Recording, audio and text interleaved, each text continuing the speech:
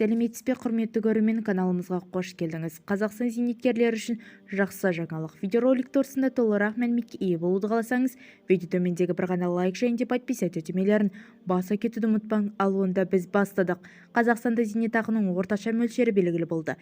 Еңбек және халықты әлеуметтік қорғау министрлігінің хабарлауынша, жыл басынан бері республикалық бюджеттен 824,03 миллиард теңге төленді. Оның ішінде базалық зейнетақы төлеуге 253,1 миллиард теңге, ынтымақтастық зейнетақы төлеуге 572,2 миллиард теңге төленген. 2023 жылы 1 сәуірдегі жағдай бойынша 2,297,000 зейнетақы бар. Сонымен қоса, 2023 жылы 1 сәуірдегі жағдай бойынша жинақтық зейнетақының орташа мөлшері 120,798 теңгені құрайды.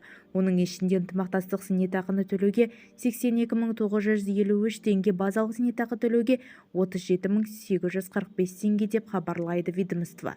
Бізді тамашалауды жалғастырыңыз, сау саламат болыңыз.